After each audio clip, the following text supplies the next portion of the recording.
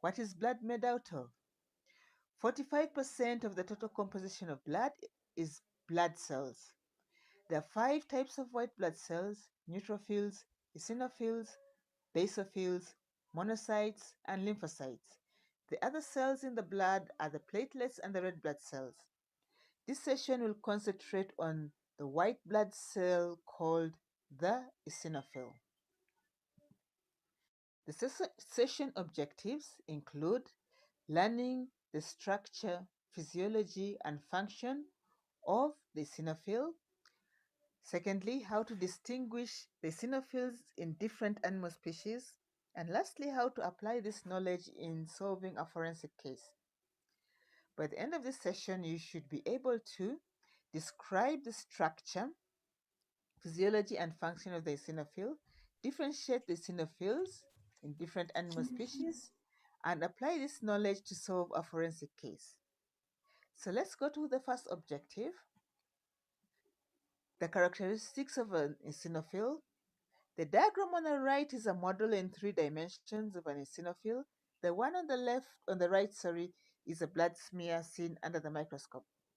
The nucleus of the eosinophil is bilobed. The cytoplasm has got large granules that are reddish, pink, or orange. The function of the eosinophil is to combat parasitic worms, and also it comes into play when we have inflammatory reactions like allergies. Now that we know the structure and function of the eosinophil, I want to ask you the question that is related to the third objective. Are eosinophil cells similar in all animal species? I've given you 4 animal species. If you move clockwise, man, cow, donkey, and dog. And the million-dollar question is, can you spot the difference? Which animal species has the most unique cell? You have about 20 seconds to answer. And the hint would be, look at the granules. Are they large? Are they orange? Okay. The donkey comes out as being the most unique. The eosinophilic granules are not large, pink, or orange. Instead, they are pale, pale pink as compared to the darker orange and reddish granules. Now, how can we use this information? We have a case study here. You're given a burger and you're wondering, is it beef or is it from a donkey? In South Africa, a study by Stellenbosch University that was reported by the BBC News showed that a lot of meat on the South African market is passed as beef, yet it's donkey meat. Now, donkey meat is not harmful to humans, and many of the minced meat, burgers, patties, deli meats, sausages, dried meats were found to be anything from donkey, goat, water buffalo, or even undeclared plant material. Even though we've got regulations that protect consumers from being sold falsely described inferior foodstuffs, we need measures that can be appropriate and enforced. So we are going to look at a second set of study questions. Can the donkey meat be consumed in a community? If so, which community is this? Is it ethically wrong to eat meat from a donkey? Why? Is it wrong to sell donkey meat labeled as cow as beef? If so, why? Post your answers on the Zoom chat. And then I also want to bring the third set of study questions. Which professions can be called in to solve such a case where donkey meat is passed off as cow meat? Would you want a hematologist? And if so, what samples will they take? And what reagents and equipments will they use? So post these answers on the Zoom chat. As you do so, we're going to just gloss through the different professionals who could be called to solve such a case. You have the police officer, vet doctor, court judge, village chief, and lab technician. I would like feedback on this learning session. I will take it on by Menti. Go to menti.com, join the presentation, and type the code 18385211, or follow that browser in the chat, and I'd like you to tell me 2 concepts that you could have learned in today's session. Thank you for your attendance.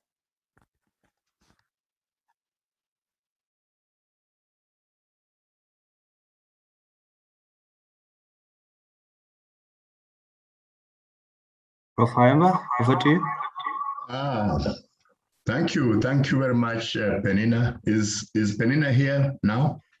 I'm afraid she's not in. She's on the road. She was hoping she could make it by now, but not yet. But colleagues, can we clap for her?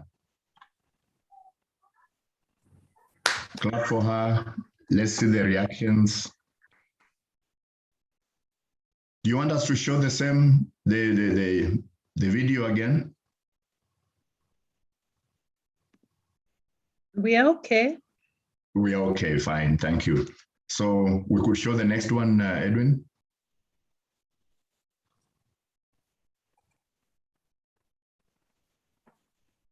Ayatollah Remo has clapped 5 times. I'm clapping many more times. Dr. Mganda, you want to say something, please? Just another great day of pedaling, and I thank all the pedalists who are still standing to be counted. Welcome, and let's pedal together. Thank you. Thank you, Director. So now, Edwin, thank you. To connect with course content when it feels relevant to their real lives. Here's an engaging technique that can help bring conceptual principles and theories to life. With case studies, student teams review a real-life case or problem scenario. To do so, they apply course concepts to identify and evaluate alternative approaches to solving it. Case studies are inherently appealing to students because they have a true-to-life feel that helps bridge the gap between theory and practice. Here's how it works. First, you'll need to craft your case. When writing or selecting cases, consider that good cases tell a real story with an interesting plot. Focus on a thought-provoking issue. Often contain elements of conflict. Promote empathy with the central characters. Lack an obvious or clear-cut right answer. Encourage students to think and take a position. Demand a decision and are relatively concise. Examples of cases are available in our free downloads. To implement the case study, form groups and distribute the case to each team to review the issues. Ask students to sort out factual data, applying analytic tools, articulating issues, and drawing conclusions about the case. Invite students to share their assessment of the case, potential decision options, and their recommendations. Finally, allow time for students to discuss the case with the full class, and close the activity by summarizing the key points and principles. When facilitating the whole class discussion, prompt students with questions, but avoid telling them the right answers. Consider presenting complex cases in several stages, asking teams to make decisions based on the limited information they have at each stage. I use case studies often in my classes because they're a great way to pull together multiple issues related to content and put them into a real-life context. Education research has shown that case studies help students develop analysis, synthesis, and decision-making skills. Here at the K. Patricia Cross Academy, we encourage you to try case studies with your class. Download our free support materials and step-by-step instructions to get started.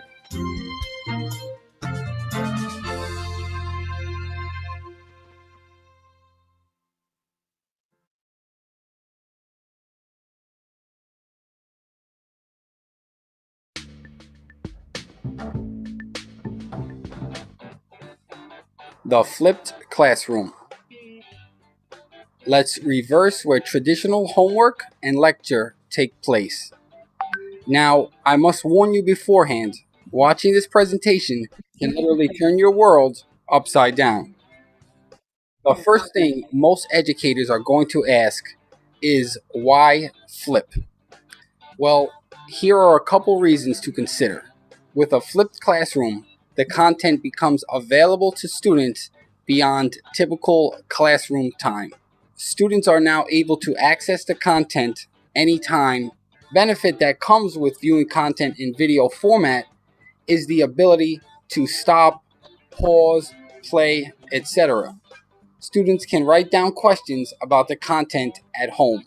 Then, when students enter the classroom, they are already prepared to ask these questions to their teacher. When a teacher flips a classroom, that teacher is able to walk around the room. Ultimately, flipping a classroom frees up time for teachers to work with students individually. Now, let's take a quick break to think about how our students are used to acquiring knowledge. Students of today mostly learn from their phones and computers. Students of today are comfortable with the flip model because it's how they usually access knowledge. Lastly, we know some students learn faster than others. Flipping a classroom allows teachers to personalize learning. Now, how do you flip a classroom? What steps should you take? Right now, I'm going to outline an 8-step path that I have successfully used to flip my classroom. Each step is represented with a star. The first step in flipping a classroom begins with the buy-in. Get your students, parents, and administrators on board with the flip model. Step 2. Curate the resources you need to flip a classroom. These are resources for instruction, such as YouTube video, online worksheets, quizzes, electronics, etc. Now, moving on to the actual first day of class, classroom management is required for a flip model, just like a traditional model. Very early on, be sure to spend time and incorporate expectations and procedures, as this learning style may be new. Number 4 is technology training. Teachers need to learn how to curate videos through YouTube channels and create playlists, and students must be able to access and interact with online content. Now we get to the actual flipping.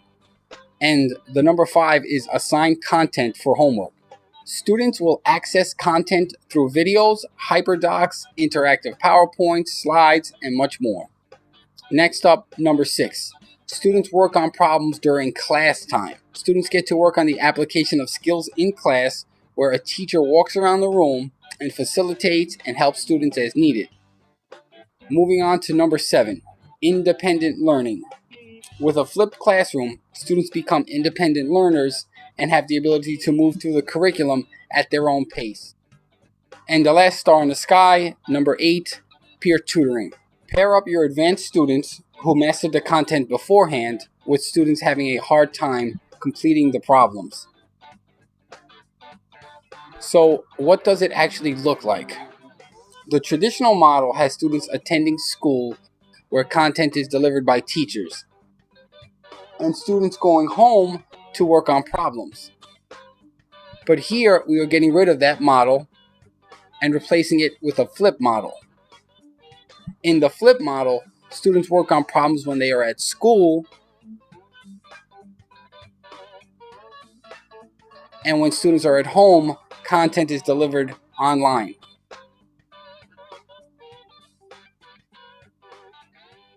Here are a couple tools you may need when flipping a classroom. YouTube will allow you to provide video lessons. Social media can help disseminate content. Devices to access online content. Google Doc links, slides to learn content, and sites to find the content. Readings can be used as well. Right now, I would just like to say thank you for your time, and please subscribe to this channel, and I really would appreciate it.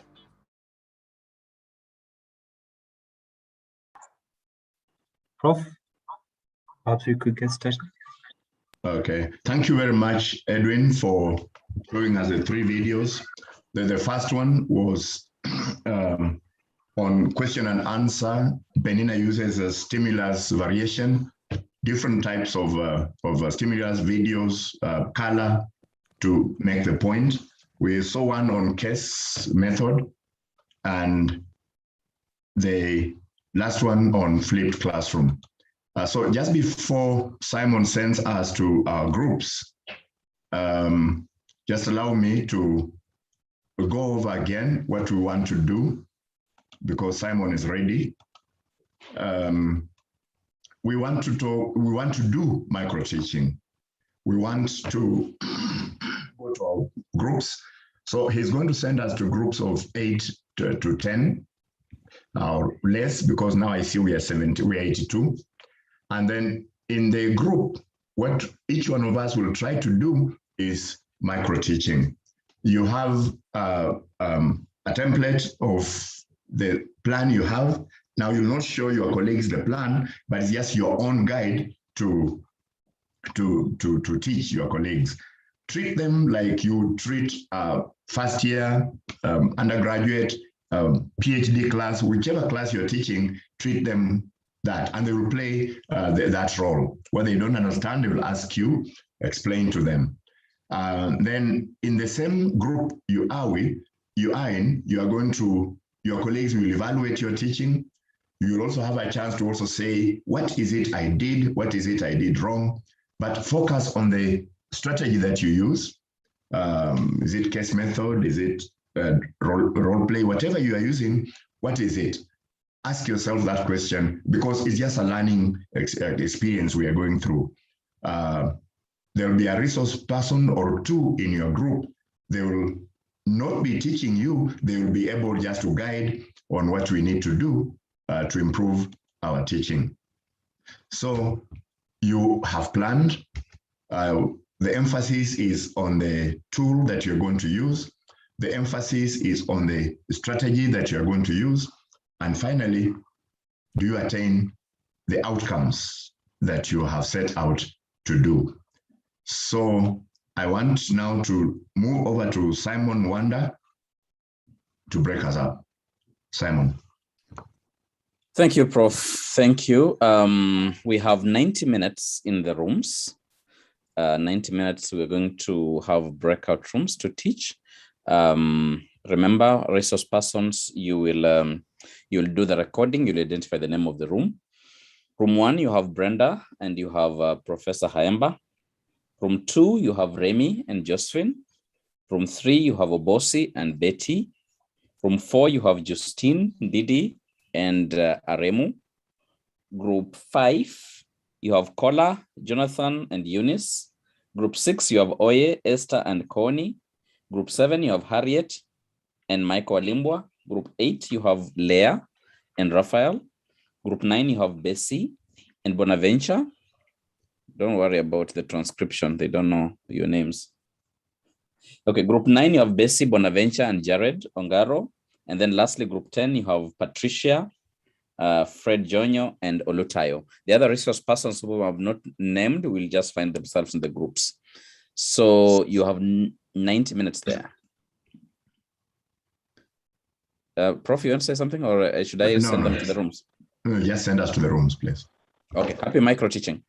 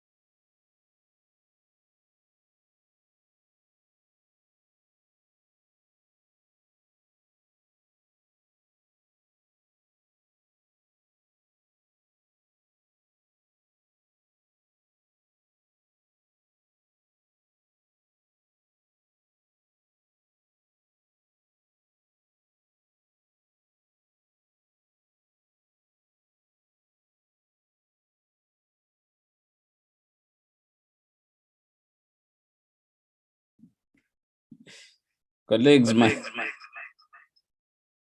I'm supposed to be in groups. Why was I returned my here? apologies. It looks like one of our a moment. I think one of our co-hosts decided to close the room, so I'll open them again. Oh, okay. Wow. Yeah.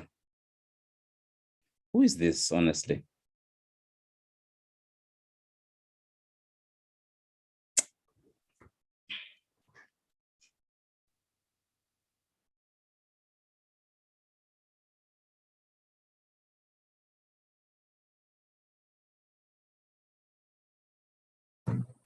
Hi, Simon.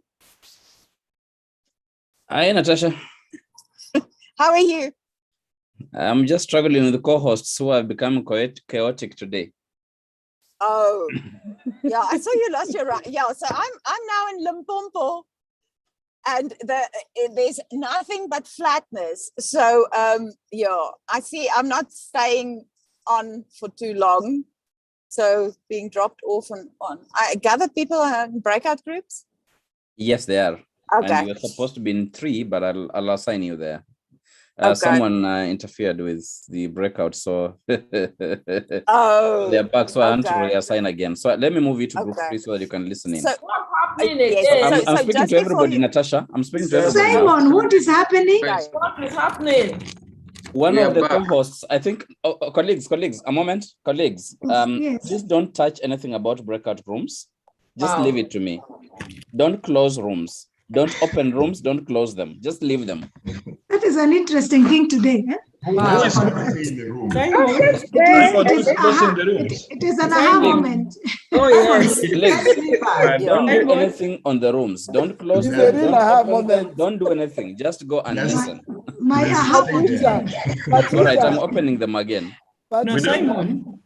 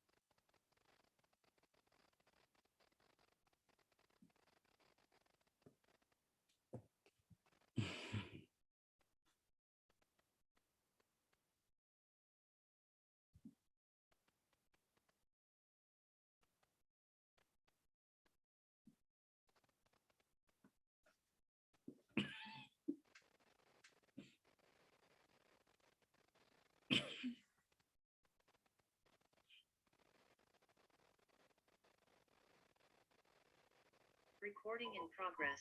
Simon, do I join breakout? I'm in the main room. Recording in progress. Just join. Follow the procedure. Okay. You're supposed to be in group Five. 5. 5. Follow the procedure on the screen. But today it's not working. What's happening? Your internet has been very unstable. Yeah, it's been very I saw you unstable, but still, dropping off. yeah, it's very unstable. I don't know what's happening. Just keep on trying because Oh, you're I'm already in the unable room. I to can't follow reallocate you. procedures. Is it on phone or on laptop? Okay. I'm on laptop actually. I was on phone. I thought laptop may be better. Okay. It's not any better.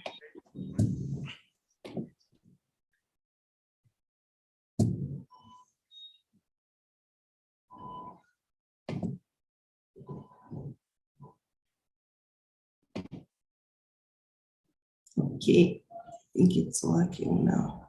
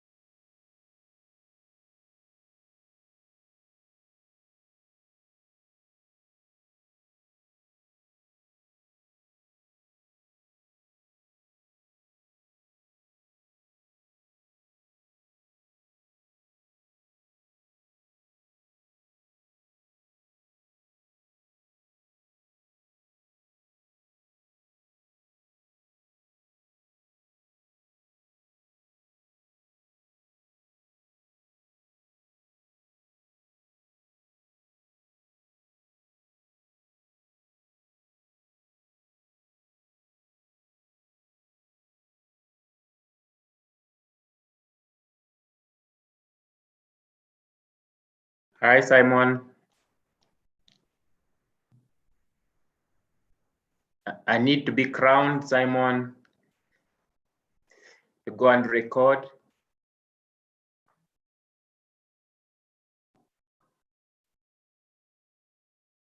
Hi, Simon.